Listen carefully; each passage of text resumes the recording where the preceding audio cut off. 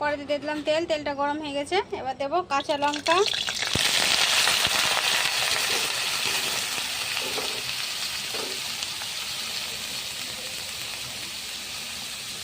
এবার হচ্ছে কাঁচা লঙ্কা দিয়ে আমি ভাজা করব পেঁয়াজ, আলু আর গাজর।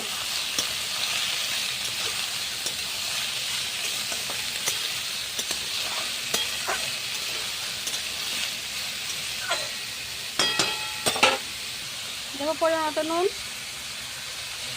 অল্প পরিমাণে দেবো হলুদ গুঁড়ো। এবার ভালো করে নেড়ে দেবো।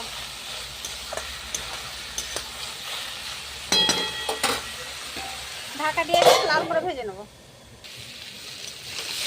একবার ঢাকাটা উঠিয়ে একবার নেড়ে দেবো। নেড়ে দিলাম।